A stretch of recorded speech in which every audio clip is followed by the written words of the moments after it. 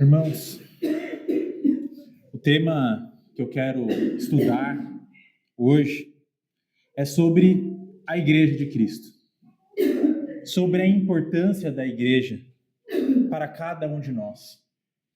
A palavra igreja traz muitas imagens na cabeça de muitas pessoas. Para alguns, é um edifício. As pessoas olham muitas vezes para um prédio e falam: aí está a igreja. Para outros, é uma instituição. Para outros, um conjunto de rituais que são realizados ou tradições. Mas, para Deus, a igreja é algo muito maior. Ela é o cumprimento de um plano eterno que Deus já tinha desde o princípio. De uma família redimida e unida em um só corpo.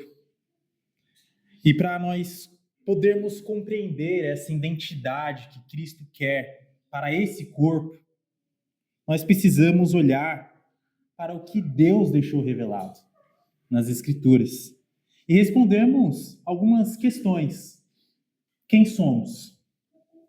O que nós celebramos? Como nós adoramos a Deus? Onde nós encontramos a salvação? E por que nós precisamos uns dos outros? Primeiro ponto é sobre a história da igreja. A igreja, ela não começa ali quando Jesus inicia o seu ministério aqui na Terra. Isso é algo muito interessante. Porque desde a eternidade, Deus, em seu coração, tinha a vontade de viver de forma íntima com cada um de nós. Nós vemos isso em Gênesis capítulo 1, versos 26 e 27. Esse ponto de Deus introduzir um papel para o homem, que foi criado à imagem e semelhança dele. E assim, tinha um propósito para cada um de nós, de servirmos ao lado dele, em comunhão com ele. Mas nós tivemos a queda, o pecado entrou no mundo. E assim também se introduziu a promessa de redenção, de perdão desses pecados que se fizeram presentes. E é muito interessante que, após um tempo, nós temos algumas histórias sendo narradas, alguns fatos sendo introduzidos nas Escrituras, e nós temos Abrão entrando em cena. E a promessa que foi feita a Abraão é muito interessante. É feita uma promessa que dele surgiria uma grande nação. E por meio dessa nação, todas as famílias da terra seriam abençoadas. E assim, a nação de Israel surgiu. Um reino de sacerdotes, uma nação santa, como é descrito em Êxodo capítulo 19. E o papel de Israel era qual? Deus separou esse povo para qual motivo? Justamente para ser bênção. Mas algo também surgiu através dos profetas, e os profetas começaram a trazer uma mensagem que é muito importante. Através do profeta Isaías capítulo 41, verso 6, e inúmeros outros profetas também trazem a mesma mensagem. Mas Isaías 49, verso 6, diz que surgiria um servo, o Messias, que seria luz para os gentios e que traria salvação até a extremidade da terra. Essa promessa foi se repetindo por inúmeros profetas, que a salvação viria através desse Messias. E essa esperança, ela se cumpriu em Jesus Cristo. Ele veio, trouxe salvação para todos aqueles que buscam Ele. E o apóstolo Pedro, e eu quero abrir com os irmãos, convidar os irmãos a abrir, em 1 Pedro, capítulo 2, verso 9, faz uma conexão perfeita, inspirado pelo Espírito Santo, por Deus. 1 Pedro, capítulo 2, verso 9. Olha que interessante. Aquela promessa que nós vimos anteriormente, lá em Êxodo, de uma nação que seria bênção a todas as famílias da terra. Olha o que Pedro diz. 1 Pedro, capítulo 2, verso 9. Vós, porém, sois raça eleita, sacerdócio real, nação santa, povo de propriedade exclusiva de Deus, a fim de proclamardes as virtudes daquele que vos chamou das trevas para a sua maravilhosa luz. Agora, aquela bênção que foi introduzida para o povo de Israel se tornou responsabilidade da igreja. Olha a conexão. Que maravilha! A igreja agora, ela é mostrada como parte do plano de Deus. E é muito interessante, ela não é um acidente. Algo que surgiu do nada, criado por seres humanos, pela vontade humana, não. Faz parte do plano de Deus de ter um povo exclusivo para si. A parede foi derrubada entre judeus e gentios. Um novo povo foi unido em um único corpo. E assim, nós vemos a criação da igreja. A igreja, ela não é um acidente histórico, mas parte da grande obra que Deus tinha como plano desde o princípio. Então, diante disso, a Bíblia usa algumas metáforas para descrever o que é a igreja. De onde vem essa igreja? O que é essa igreja? Ela não é apenas uma instituição, mas ela é um organismo vivo. Quando nós olhamos para 1 Coríntios capítulo 12, nós vemos a igreja sendo introduzida como corpo de Cristo. Isso enfatiza a unidade. Porque o corpo ele é inteiramente interligado entre si. Se algo é tirado do corpo, ele deixa de fazer parte do corpo. Se esse meu dedo é arrancado, ele já não faz mais parte do meu corpo. E assim, a igreja é descrita como esse corpo, unido, inteiramente interligado com Cristo, que é o cabeça. Então, é muito interessante também nós observarmos esse ponto, porque Colossenses, capítulo 2, verso 19, descreve que Cristo, ele é o cabeça desse corpo, que é a igreja. E o que acontece com a cabeça? O nosso cérebro é quem direciona o nosso corpo, quem, no caso, organiza tudo e coordena tudo. Quando as Escrituras descrevem Cristo como cabeça, quer dizer que Cristo é quem coordena a sua igreja. Ele que diz para onde o corpo deve ir ou não deve ir. Nós se submetemos àquele que é o cabeça. Colossenses capítulo 2, verso 19 diz: e não retendo a cabeça, da qual todo o corpo suprido e bem vinculado por suas juntas e ligamentos, cresce o crescimento que procede de Deus. Esse crescimento ele vem através daquele que é o cabeça. E uma vez que nós se desligamos deste cabeça, nós morremos. Nós entramos em morte cerebral, eu não lembro o nome técnico, mas uma vez que o corpo se separa desse cabeça, o corpo morre. Diante disso, a unidade ela é muito importante. E aí vem outra metáfora que é utilizada. Porque a igreja é descrita como a noiva de Cristo. E o que quer dizer isso? Que nós devemos ter, pelo menos, íntima relação com Deus, em amor. Quando nós falamos de um casamento, nós pensamos em intimidade, em amor, em fidelidade, correto? Aliança.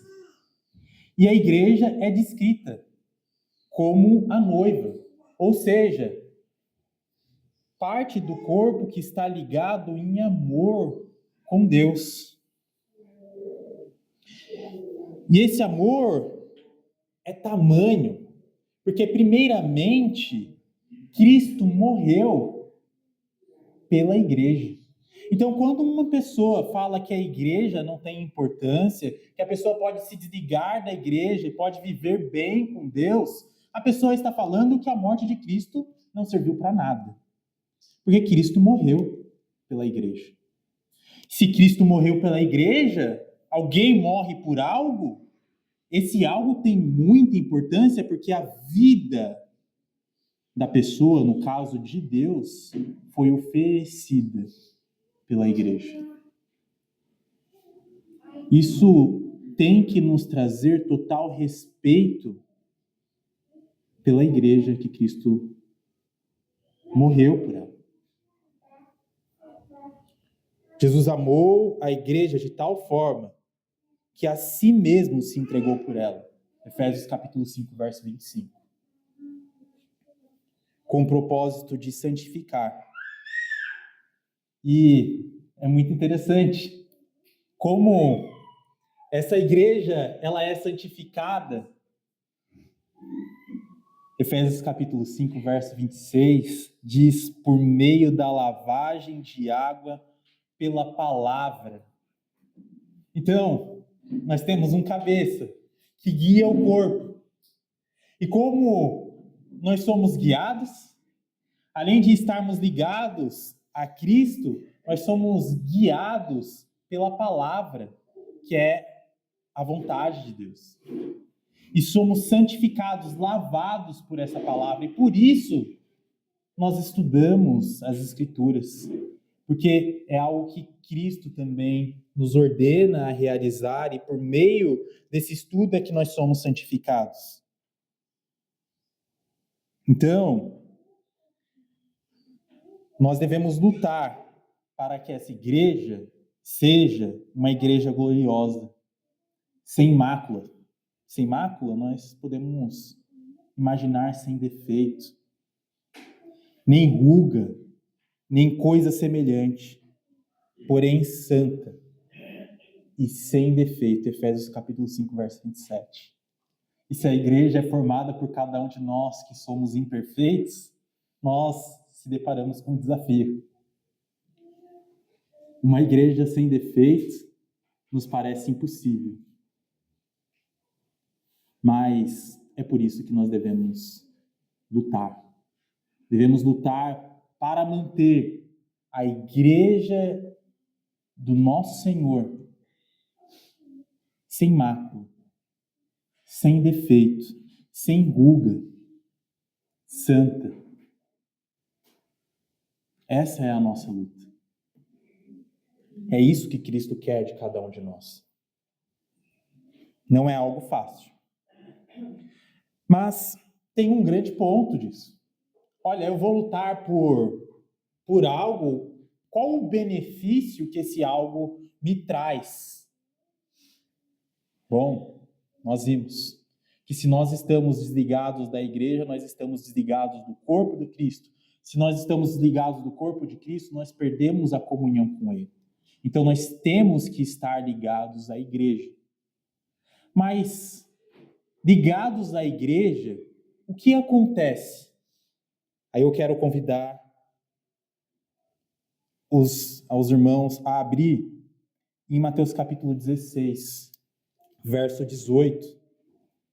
Aqui, nessa passagem, Mateus capítulo 16, verso 18, é dito: Tu és Pedro, e sob esta pedra edificarei a minha igreja.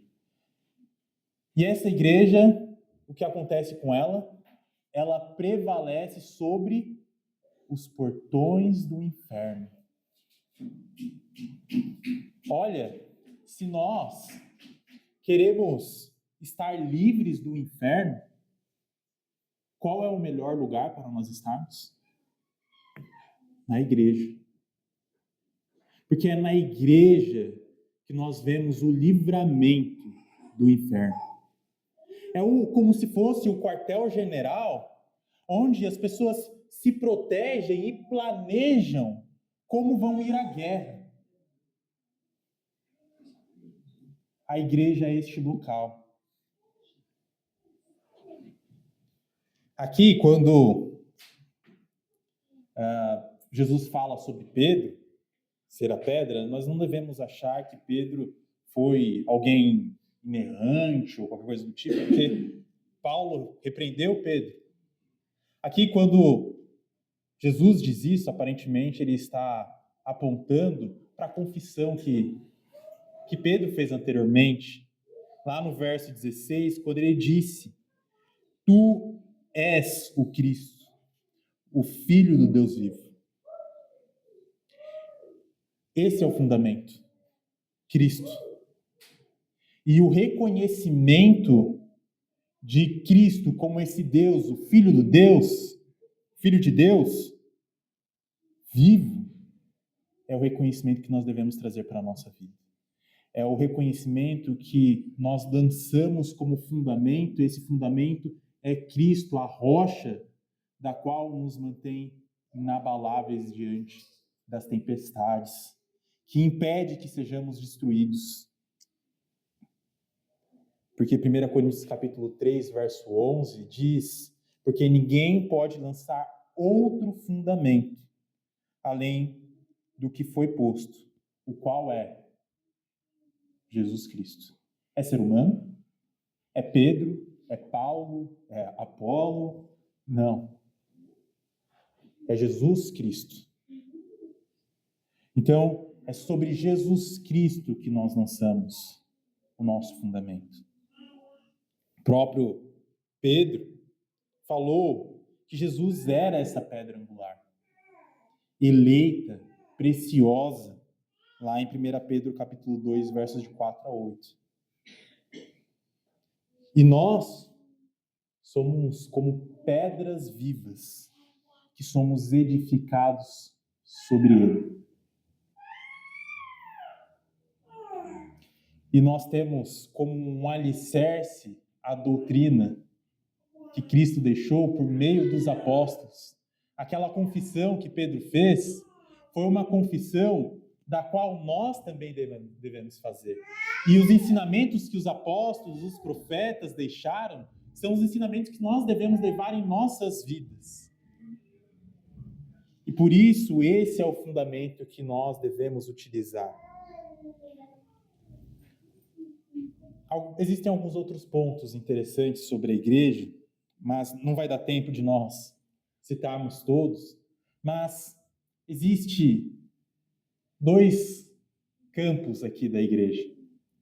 Existe a igreja universal, não digo da denominação, obviamente, mas uma igreja da qual nós falamos que está todos aqueles que são servos de Deus. Essa igreja, ela é dita lá em Apocalipse capítulo 5, verso 9. A igreja da qual Cristo é o cabeça e sendo ele é o próprio Salvador do corpo, como é dito em Efésios capítulo 5, verso 23. Então, existe um aspecto que é tratado nas Escrituras de uma igreja que fala sobre todos aqueles que são servos. E todos aqueles que são servos verdadeiros de Deus estão dentro dessa igreja. Mas existe a igreja local, como a igreja de Vargem Grande, como a igreja que os nossos irmãos também congregam no interior de São Paulo, a igreja do Guapiranga, Parque Santo Antônio e inúmeras outras. São igrejas locais, mas essas igrejas locais, elas devem ser representação dessa igreja única, que está presente, que representa todos aqueles que são servos verdadeiros de Deus. E como igreja, o que nós fazemos? Qual o nosso trabalho, além de tudo que foi comentado anteriormente? Um dos pontos é celebrar a ceia. Quero falar rapidamente sobre alguns trabalhos que a igreja realiza para nós entendermos a importância disso. Porque tudo tem um propósito, irmãos.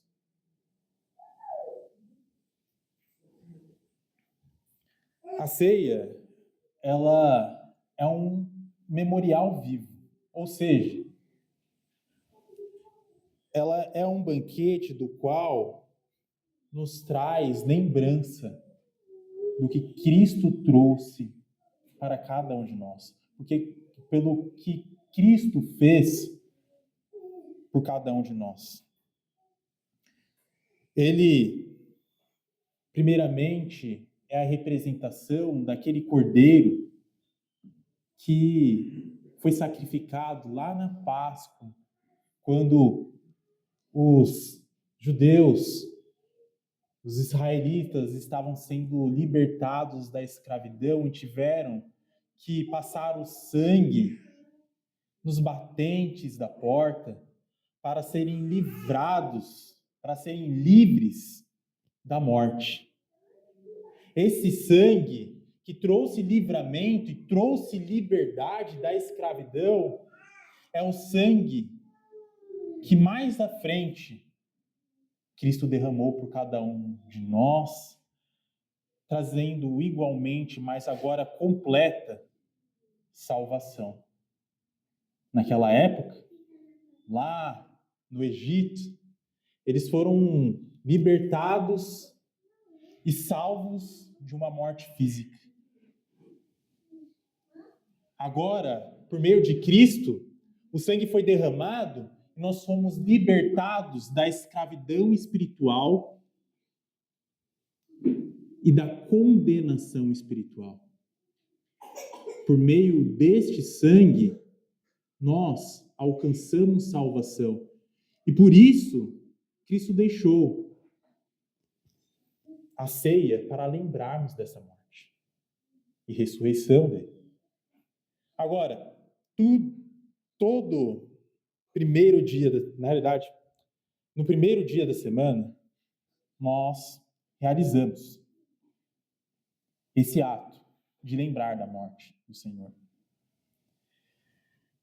E por que isso? Mais uma vez, para lembrarmos disso, mas por que necessariamente cada um de nós fazemos isso todo primeiro dia da semana? Isso foi uma coisa que me foi questionada há um tempo e nós não temos nas Escrituras o termo todo primeiro dia da semana, mas fala que nós devemos celebrar a ceia no primeiro dia da semana. Mas é dito que toda vez que nós participamos da ceia, nós lembramos da morte do nosso Senhor. Se nós deixamos de participar, nós estamos deixando de lembrar da morte do nosso Senhor. Então, todo primeiro dia da semana que nós falhamos em estar aqui como igreja, nós estamos falhando em lembrar dessa morte do nosso Senhor. Porque Ele deixou o primeiro dia da semana reservado para isso. E por isso é importante nós estarmos unidos como igreja aqui. Lembrando dessa morte. É um propósito que Deus deixou para cada um de nós. Outros pontos são importantes. Lá em Coríntios, 1 Coríntios capítulo 11, uma das últimas passagens que eu quero estudar com os irmãos, 1 Coríntios capítulo 11, ainda falando sobre a ceia. 1 Coríntios capítulo 11, versos de 27 até 29. Por isso, aquele que comer o pão ou beber o cálice do Senhor indignamente, será réu do corpo e do sangue do Senhor.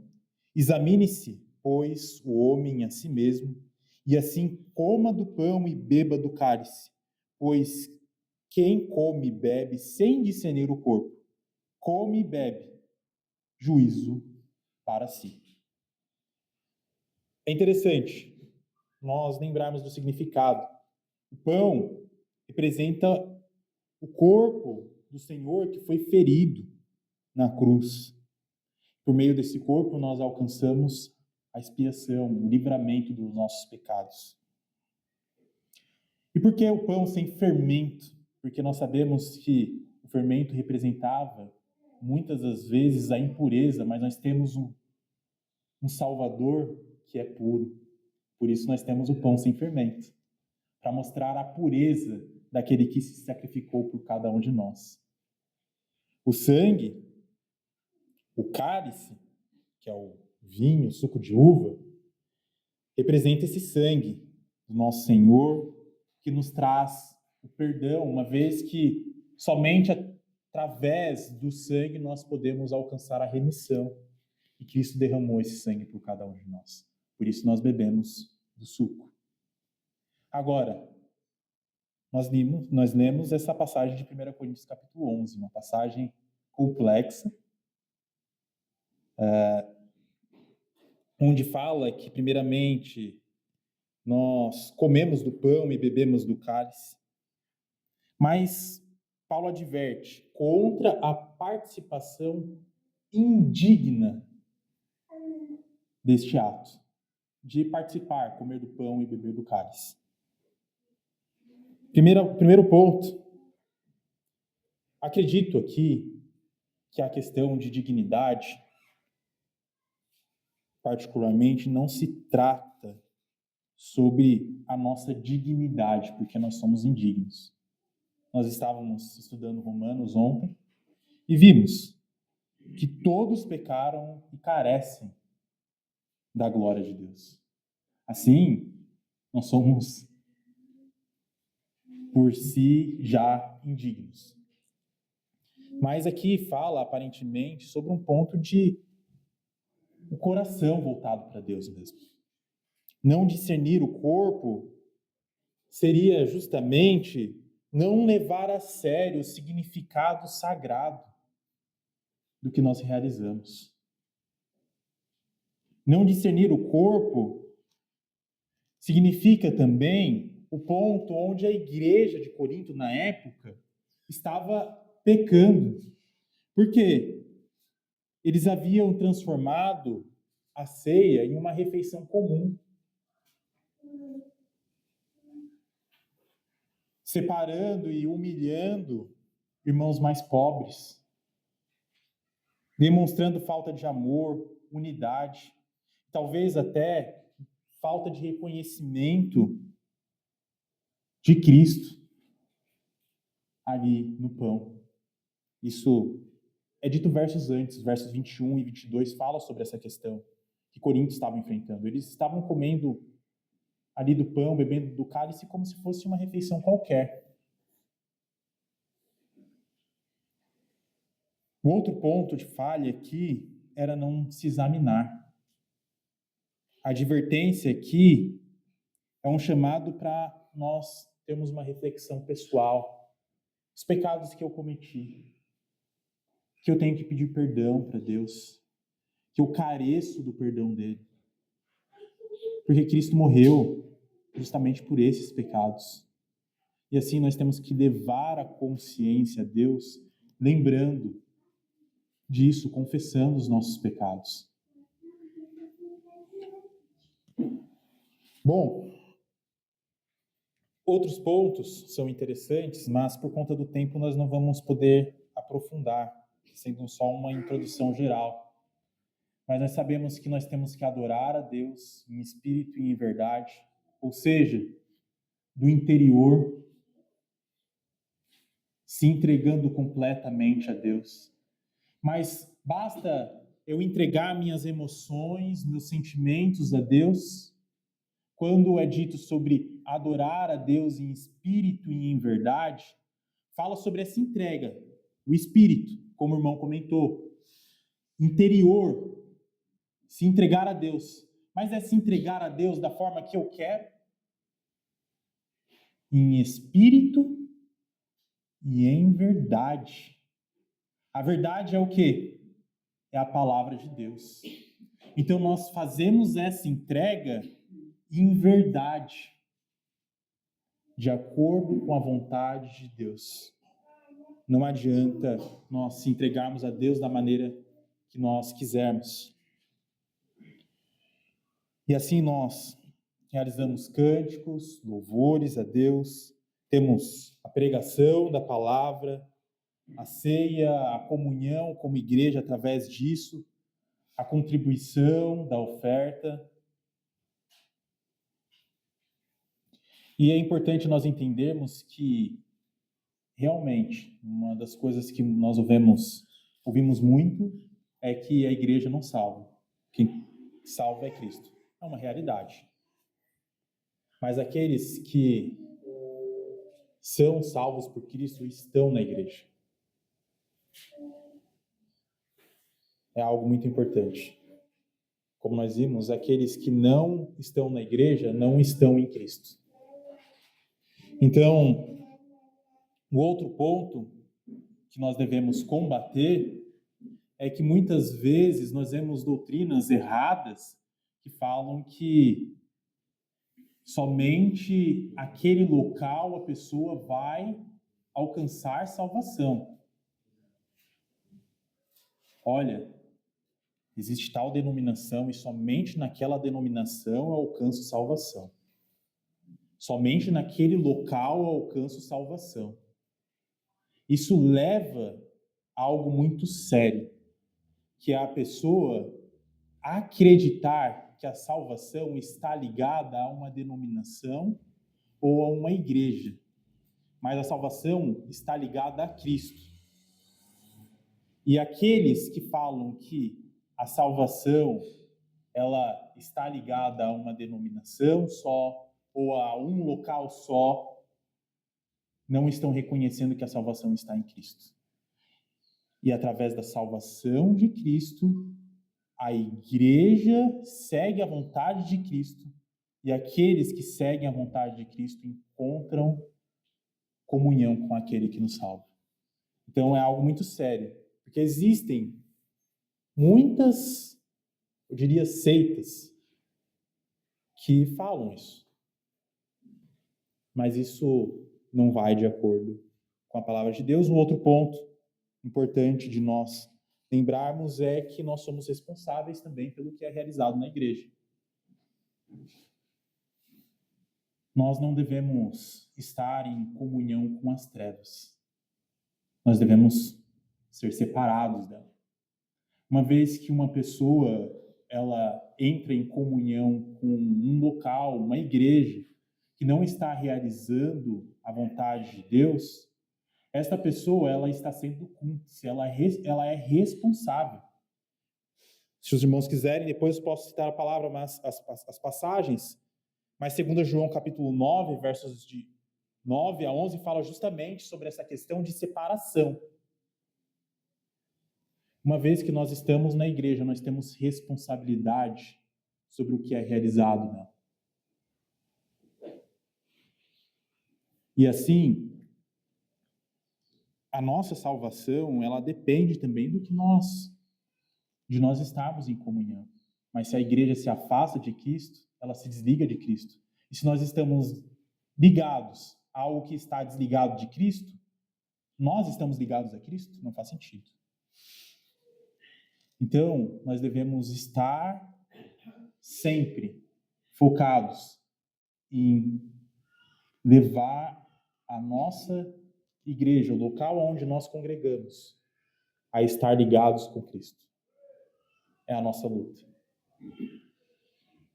Então, irmãos, nós não devemos ter dúvidas sobre a importância da igreja de Cristo e, principalmente, de estarmos congregando, porque essa é a vontade de Deus.